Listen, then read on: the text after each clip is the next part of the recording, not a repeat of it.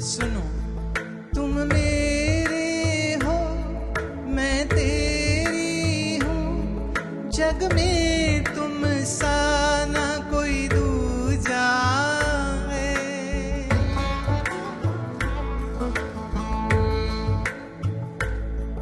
तुम सांस सांस में रहते हो, सब घट में प्राण तुम्हारा है।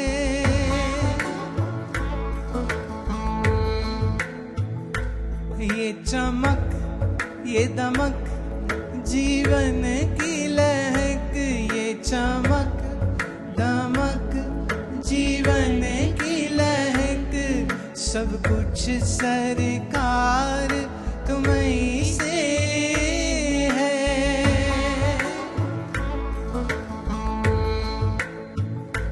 ये रंग तरंग ये दिल की उमंग, ये रंग तरंग ये दिल की उमंग, सब कुछ सरकार तुम्हीं से है।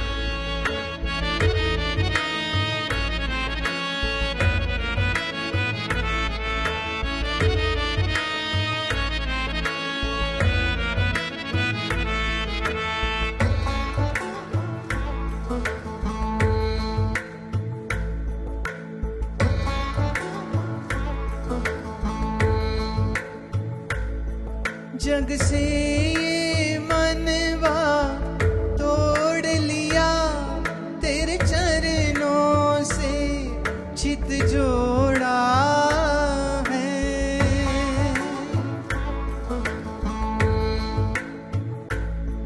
हे मधुसूदन स्वामी मेरे, हे मधुसूदन स्वामी बस प्यार तेरा है।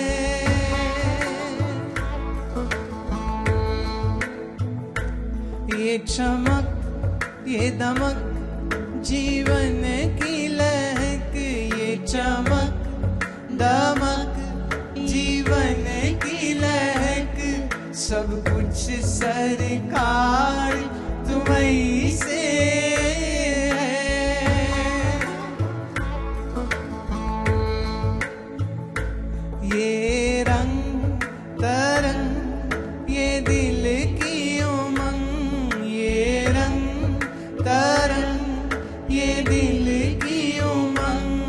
सब कुछ सरकार तुम्हीं से है।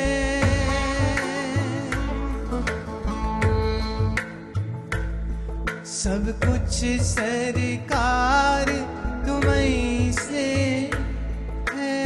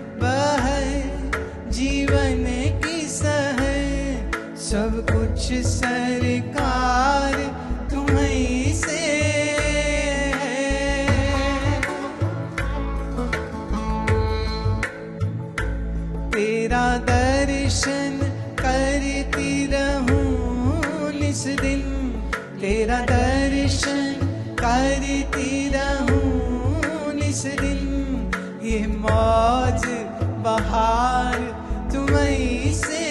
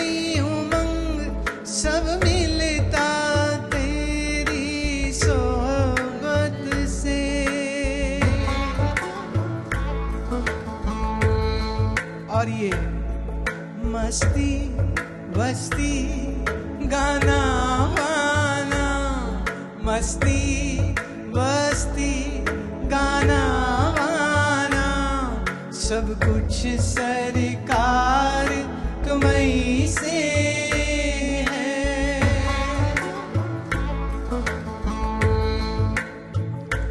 तेरा दर्शन करती रहूं निस दिन, तेरा दर्शन करती रहूं निस दिन, ये मौज बहार तुम्हीं से है। सब संग में गाओ। ये रंग तरंग ये दिल की उमंग, ये रंग तरंग ये दिल की उमंग, सब कुछ सरकार तुम्हीं से है।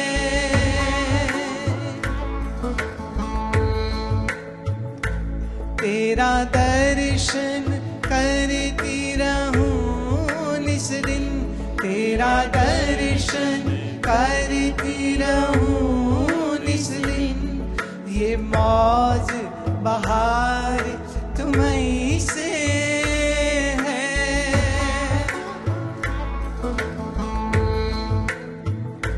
ये रंग तरंग ये दिल की उमंग, ये रंग तरंग ये दिल की उमंग, सब कुछ सरकार तुम्हीं से है।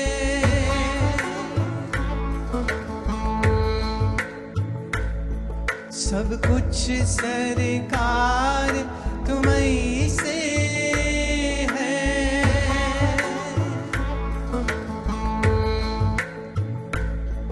ये मौज बहार तुम्हीं से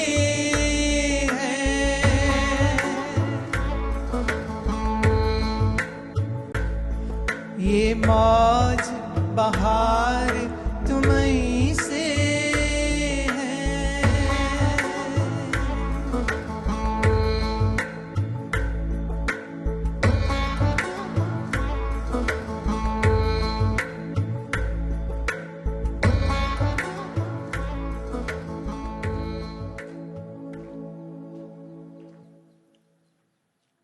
प्रश्न है राहुल पठानकोट से, गुरुजी हमारे मन में उठे विचार भी क्या हमारे कर्म बन जाते हैं निश्चित। इसका एग्जाम्पल तो ये है, आप यहाँ से 120 किलोमीटर की दूरी पर थे, आपके मन में विचार आया कि सत्संग हो रहा है तो जाना चाहिए, तो आपने प्रोग्राम बनाया और प्रारब्धवश सब ठीक रहा। देखिए कई बार बंदा सोचता है जाऊं, पर कोई घर में बीमार हो गया, गाड़ी नहीं मिली, गाड़ी पंचर हो गई, कुछ और हो गया, पहुंच नहीं पाया सत्संग तक। अब इच्छा हुई जाऊं, पर इच्छा पूरी कब होगी? जब उसका पुण्य भाग जागृत होगा। जिसका पुण्य क्षीण है वो सत्संग तक नहीं पहुंच सकेगा, बिल्कुल नहीं पहुंच सकेगा। ये बिल्कुल कठोर सच्चाई है। ये बिल्कुल कठोर सच्चाई है कि हम अगर पुण्य कर्म नहीं किए हैं, कम हैं, तो हमारी ऐसी प्रारब्ध दशा होगी ही नहीं कि किसी संत से मुलाकात हो। क्योंकि अगर संत से मुलाकात हुई तो महाराज तुम तो दुख सुख से ऊंचे उठ जाओगे। और अभी दुखी होना है, अभी बड़े स्यापे पड़ने, जीवन में थप्पड़ पड़ने, मारे पड़नी, बेइज्जतियां, बदनामियां, नुकसान होने हैं। तो आपके पाप कर्म आपको सत्संग तक, महात्मा तक जाने नहीं देंगे, नहीं जाने देंगे। कई बार तो मैं कईयों को, मुझे तो सब प्यारे लगते हैं, कई बार मैं किसी को कहती हूँ, अच्छा शाम को सत्संग है, आ रहे हो? नहीं आज नहीं आ रहे, कल आएंगे। कल का पता युधिष्ठिर को नहीं था, कल का पता द्रौपदी को नहीं था। कल क्या होगा इसका पता अगर द्रौपदी को होता तो वो एक दिन या एक रात पहले छोड़ करके चली ना जाती इंद्रप्रस्थ। मालूम होता युधिष्ठिर को कि कल अपना आप, अपने भाई, अपनी पत्नी सब हार जाऊंगा, तो क्या वो द्यूत करता? उस जुए को, उस गेम को वो खेलता? युधिष्ठिर जैसा धर्मात्मा, जिसको कृष्ण धर्मात्मा कहते हैं, वो युधिष्ठिर जैसा धर्मात्मा नहीं जानता। द्रौपदी श्री कृष्ण की परम मित्र थी, वो नहीं जानती कि कल क्या होगा।